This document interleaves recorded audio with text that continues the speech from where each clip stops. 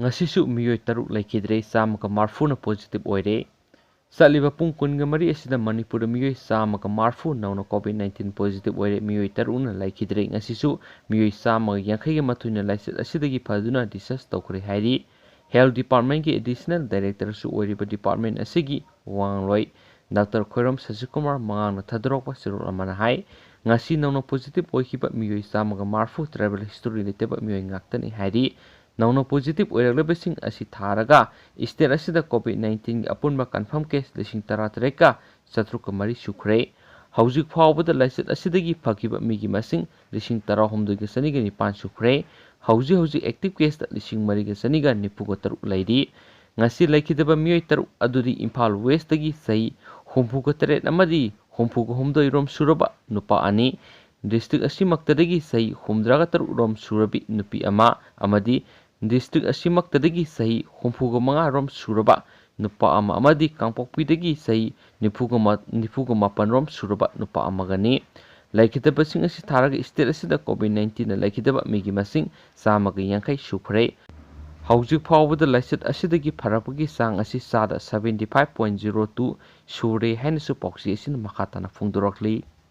Makha satharak point atopa maru iba pau khara namo Contamant Zone natana November 30 phawa Leibak Pumba da athingba amata Leitre. Center ga tanadana state na lockdown tawba yaroi. Union Ministry of Home Affairs na November 30 phawa makha tana Leibak Pumba hongdokpagi satna kanglon amang asi thokre.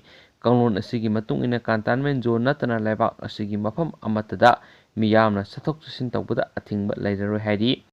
Interstate amadi intra-state miyamna satok sasin tawbada amadi pot hondok honjinda athingba leidaroi masigidamak tunganba ayaba lawbugi mathausu tadre adumoinamak Contamant Zone oiriba mafamsingdari satna kanglon asi November 30 phawba satnaroi hairi.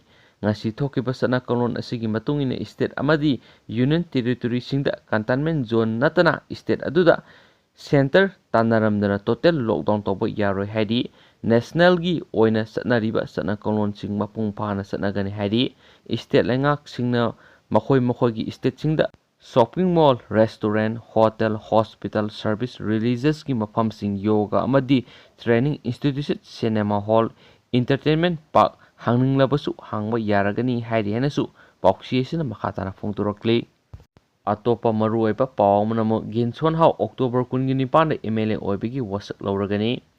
Singhat Bidan Sabha Maraki Mikhalda BJP ki merep oiriba Ginson hauna mahaki lamba Sulunthang Independent merep na tha asigi kungumdoide merep se laukthokibadagi Ginson haubu lamba yaudana kare hana laukthokre. Masigi makha tarakpada tha asigi kungani panda Manipur Speaker Y Kemsan gi office chamber da numit asimaki nungthulpung anida wasak laubugi tharom pangthokadori hanasu pauksi asina makhatana phungdorakli. Atopa maruiba pau mananamo NPP gi hanagi president Thangmilian yauna miyoi taraganipan BJP yaukre.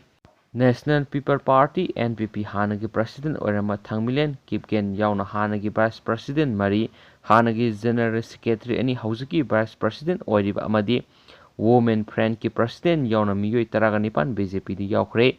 Makhoi taraganipan bu BJP gi president L Tikena makhoi na BJP yorakpada harau taramna okre. NPP asi BJP na lusingba lenga asida mapang oiduna leiramba adu ikang khangauduna minister ani laukthokpa laikhrabani haikienasu pauksisna makhatana phongdorakli. Atopa pau manamu matai manau barak ture lalakpada mapuroiba iraknabadagi laikhidre. Ngase yuk pung toro makhairom tabada Tamenglong district ki Samram khulda miyoi ama barak ture lanbada iraknabadagi laikhidraba adu Aisak RD Panmai say yankai apokpa laikhidraba Haubon Neon Tauksep subdivision gi Samaram Kuldigi haujingna Tamenglong ward number 2 thaudo asi mahaki nupiga loinana wagi pong tongduna lakpada makhoi ani iraknabadagi Aisakna mahaki nupi kalamlaga mahakna lukhibadagi iraknaduna laikhidabani hairi hanasu pauksi asina makhatana phungdorakli. Atopa maruiba pau manamu mobile phone da ahi apa saba topiyu AITI mobile phone da ahi apa saba topiyu haina All India Tanzim Insak AITI Manipur State Council gi sirul amana hairi. AITI gi secretary publicity MD Sahabudina thadrokpa sirul asina hai ꯆꯥꯎꯈꯠꯂꯛꯂꯤꯕ ꯆꯥꯎꯈꯠꯄꯗ ꯂꯝꯖꯦꯜ ꯇꯥꯟꯅꯔꯤꯕ ꯃꯥꯂꯦꯝꯗ mobile ꯐꯣꯟꯗ ꯑꯊꯨ ꯑꯀꯥꯏ ꯃꯥꯂꯦꯝꯒꯤ ꯊꯧꯗꯣꯛ ꯀꯌꯥ ꯈꯨꯗꯛꯇ ꯄꯥꯎ ꯐꯥꯎꯅꯔꯤ ꯑꯃꯁꯨꯡ ꯊꯧꯗꯣꯛ ꯋꯥꯊꯣꯛ ꯀꯌꯥ ꯎꯔꯤ꯫ ꯑꯁꯤꯒꯨꯝꯕ ꯈꯨꯗꯣꯡꯆꯥꯕ ꯑꯁꯤ ꯂꯧꯗꯨꯅ ꯏꯟꯗꯤꯌꯥꯒꯤ ꯃꯐꯝ ꯈꯔꯗ ꯖꯦꯅꯔꯦꯜ ꯏꯂꯦꯛꯁꯟ, ꯕꯥꯏ ꯏꯂꯦꯛꯁꯟ ꯇꯧꯔꯤ꯫ ꯃꯅꯤꯄꯨꯔꯁꯨ ꯃꯇꯝ ꯆꯥꯗꯅ ꯃꯁꯥꯒꯤ ꯈꯨꯗꯣꯡꯆꯥꯕ ꯈꯔꯒꯤ ꯌꯦꯡꯕꯁꯤꯡꯅ MLA ꯑꯣꯏꯔꯔꯣꯏ ꯍꯥꯏꯗꯨꯅ ꯇꯣꯛꯈꯤꯕꯗꯒꯤ ꯁꯤꯠ ꯍꯥꯡꯗꯨꯅ ꯂꯩꯔꯕ ꯀꯦꯟꯗ꯭ꯔ ꯈꯔꯒꯤ ꯃꯅꯨꯡꯗꯒꯤ ꯁꯤꯠ 5 ꯕꯥꯏ ꯏꯂꯦꯛꯁꯟ ꯇꯧꯔꯤ꯫ ꯁꯤꯠ ꯑꯃ ꯑꯟꯀꯟꯇꯦꯁꯇ ꯂꯣꯏꯈ꯭ꯔꯕ ꯃꯇꯨꯡꯗ ꯅꯕꯦꯝꯕꯔꯒꯤ ꯆꯩꯆꯠ 8ꯇ ꯁꯤꯠ 4 ꯏꯂꯦꯛꯁꯟ ꯄꯥꯡꯊꯣꯛꯀꯗꯧꯔꯤ꯫ ꯆꯦꯔꯣꯜ ꯑꯁꯤꯅ ꯍꯥꯏ ꯑꯁꯤꯒꯨꯝꯕ ꯏꯂꯦꯛꯁꯟ ꯑꯁꯤꯗ ꯑꯃꯅ ꯑꯃꯕꯨ ꯍꯨꯟꯗꯨꯅ ꯉꯥꯡꯅꯔꯤ, ꯆꯦꯟꯅꯔꯤ꯫ ꯃꯣꯕꯥꯏꯜ ꯆꯥꯎꯈꯠꯂꯕ ꯃꯇꯝꯅꯤ ꯍꯥꯏꯗꯨꯅ ꯋꯥꯆꯞ, ꯐꯦꯁꯕꯨꯛꯇ ꯅꯥꯇꯩ ꯆꯥꯗꯕ, ꯃꯊꯣꯡ ꯍꯨꯛꯇꯕ, ꯇꯧꯍꯩꯗꯕ, ꯐꯤ ꯊꯨꯡꯗꯕ ꯄꯤꯛꯆꯔ ꯀꯌꯥ ꯊꯥꯒꯠꯇꯨꯅ ꯑꯔꯥꯟꯕ, ꯇꯧꯍꯩꯗꯕ ꯋꯥꯐꯝ ꯀꯌꯥ ꯊꯥꯒꯠꯅꯔꯤ꯫ ꯍꯩꯁꯤꯡꯕ ꯁꯥꯗꯨꯅ ꯀꯔꯟ ꯇꯨꯔꯟ ꯑꯣꯏꯕ ꯋꯥꯐꯝ, ꯐꯣꯇꯣꯅꯆꯤꯡꯕ ꯊꯥꯒꯠꯂꯤꯕꯗꯨ ꯏꯀꯥꯏꯕ ꯈꯪꯗꯕ ꯁꯥ ꯉꯥꯒꯨꯝꯕ ꯆꯠꯀꯗꯕ ꯂꯝꯆꯠꯅꯤ꯫ ꯃꯃꯜ ꯌꯥꯝꯅ ꯇꯥꯡꯕ ꯑꯐꯕ ꯃꯈꯜꯒꯤ ꯃꯣꯕꯥꯏꯜ ꯐꯣꯟ ꯄꯥꯏꯕꯤꯔꯤꯕꯅꯤꯅ ꯑꯐꯕ ꯋꯥꯈꯜ, ꯑꯐꯕ ꯈꯟꯕ ꯉꯝꯕ, ꯈꯨꯟꯅꯥꯏꯒꯤ ꯑꯐꯕ ꯇꯧꯕ ꯃꯤꯑꯣꯏ ꯑꯣꯏꯍꯟꯅꯤꯡꯉꯤ꯫ ꯑꯣꯏꯗꯕ, ꯁꯦꯝꯖꯤꯟ ꯁꯥꯖꯤꯟꯕ ꯐꯠꯇꯕ ꯋꯥꯐꯝ ꯊꯥꯒꯠꯂꯛꯂꯕꯗꯤ ꯃꯔꯤ ꯂꯩꯅꯕꯁꯤꯡꯅ ꯌꯦꯡꯁꯤꯟꯕꯤꯌꯨ ꯍꯥꯏꯅ AITI ꯃꯅꯤꯄꯨꯔ ꯁ꯭ꯇꯦꯠ ꯀꯥꯎꯟꯁꯤꯜꯅ ꯑꯄꯤꯜ ꯇꯧꯔꯛꯂꯤ ꯍꯥꯏꯅꯁꯨ ꯄꯥꯎꯆꯦ ꯑꯁꯤꯅ ꯃꯈꯥ ꯇꯥꯅ ꯐꯣꯡꯗꯣꯔꯛꯂꯤ꯫ ꯑꯇꯣꯞꯄ ꯃꯔꯨꯑꯣꯏꯕ ꯄꯥꯎ ꯑꯃꯅ ꯑꯃꯨꯛ ꯋꯥꯡꯖꯤꯡ ꯇꯦꯟꯊꯥ ASCꯒꯤ ꯚꯔꯖꯟ ꯀꯣꯚꯤꯗ-19ꯗꯒꯤ ꯍꯦꯟꯅ ꯁꯥꯊꯤꯔꯕ ꯃꯍꯤꯛ ꯑꯣꯏꯔꯦ꯫ ꯀꯦ. ꯔꯟꯖꯤꯠ, ꯀꯣꯡꯒ꯭ꯔꯦꯁꯅ ꯁꯦꯝꯕ ꯌꯥꯕ ꯁꯦꯝꯕꯤꯔꯒ BJPꯗ ꯃꯌꯨꯝ ꯄꯥꯟꯊꯣꯛꯈꯤꯕ ꯚꯔꯖꯟ ꯀꯔꯝꯕ ꯀꯝꯄꯦꯅꯤꯅ ꯁꯥꯕ ꯑꯣꯏꯔꯤꯖꯥꯠꯅꯣ?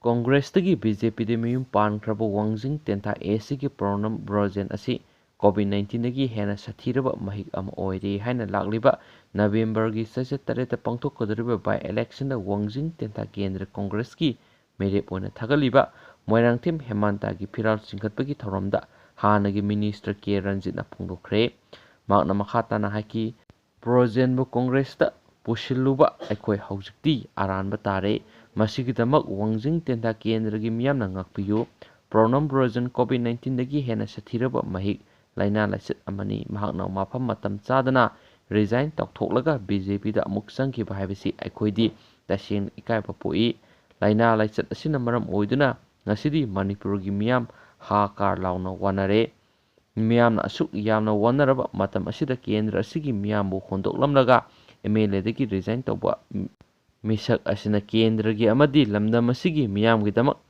ꯀꯌꯥꯝꯅ ꯈꯜꯂꯝꯒꯗꯕꯅꯣ ꯍꯥꯏꯕꯗꯨ ꯃꯤꯌꯥꯝꯅ ꯈꯪꯕꯤꯔꯣ ꯍꯥꯏꯅꯁꯨ ꯄꯥꯎꯆꯦ ꯑꯁꯤꯅ ꯃꯈꯥ ꯇꯥꯅ ꯐꯣꯡꯗꯣꯔꯛꯂꯤ꯫ ꯑꯗꯨꯒ ꯃꯌꯥꯝ ꯑꯩꯅ ꯄꯊꯣꯛꯆꯈꯤꯕ, ꯁꯣꯏꯈꯤꯕ, ꯂꯥꯟꯈꯤꯕ ꯌꯥꯎꯔꯁꯨ ꯃꯌꯥꯝꯅ ꯉꯥꯛꯄꯤꯒꯅꯤ꯫ ꯑꯗꯨꯒ ꯑꯅꯧꯕ ꯄꯥꯎ ꯑꯣꯏꯅ ꯃꯌꯥꯝꯅ ꯁꯣꯏꯗꯅ ꯍꯌꯦꯡ ꯑꯌꯨꯛ ꯉꯟꯇꯥ ꯑꯞꯗꯦꯠ ꯄꯤꯖꯔꯒꯦ꯫ ꯁꯤ ꯍꯥꯏꯔꯒ ꯃꯌꯥꯝ ꯉꯁꯤꯒꯤ ꯑꯣꯏꯅꯗꯤ ꯃꯇꯥꯡ ꯑꯁꯤꯗ ꯂꯣꯏꯁꯤꯟꯖꯔꯒꯦ꯫ Thank you.